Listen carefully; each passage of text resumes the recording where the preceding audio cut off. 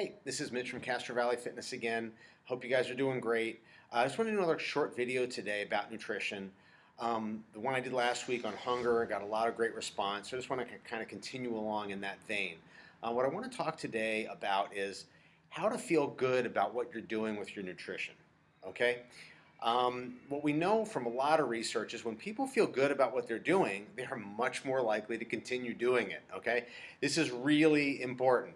All right, so I just want to talk today about 4 things that you can do with your nutrition that is going to help you make this a sustainable lifestyle choice so that you can reach the goals you want and most importantly, sustain those goals. So not lose 20 pounds and then just put it right back on because you hate what you're doing. We don't want to do that. So number 1, know that you're okay.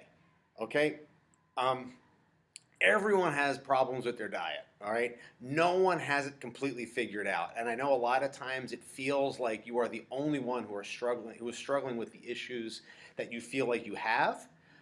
It's not true. A lot of people have these issues, and it's really important to know that and know that you're not alone. You know, it might feel like it, but you're not alone. You're okay with the struggles that you have. A lot of people have them. Okay, so just kind of go in knowing that it'll make you feel better, and it's true, which is really important.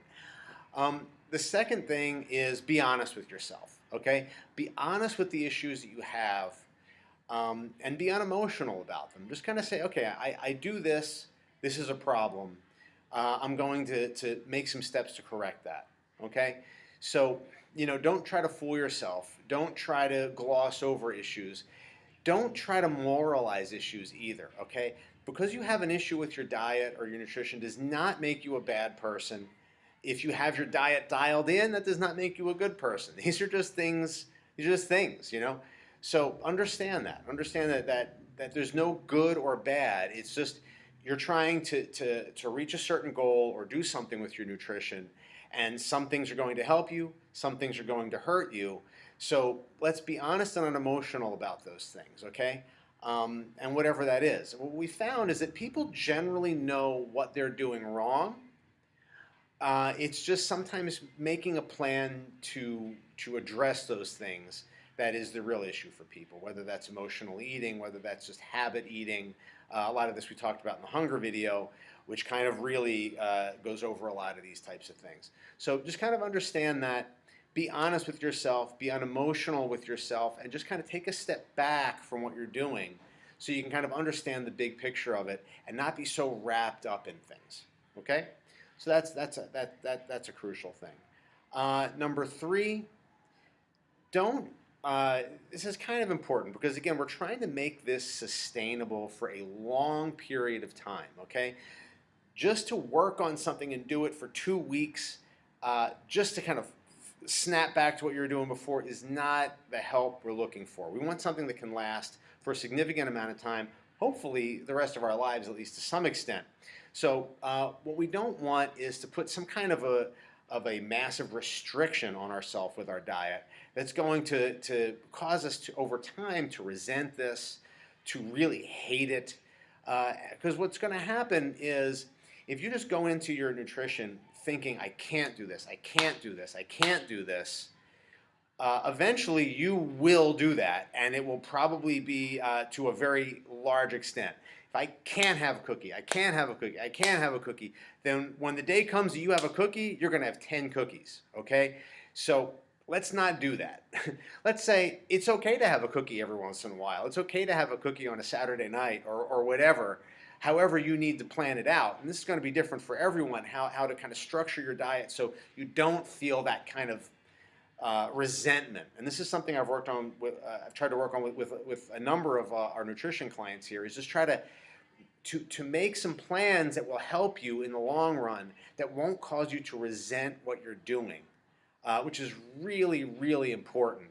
You've got to come at this again knowing that you're okay. You've got to come at this with a positive mind frame so that you can sustain it. If you come at it with a negative mind frame, it will not be sustainable. And when you snap back, it's going to snap back hard.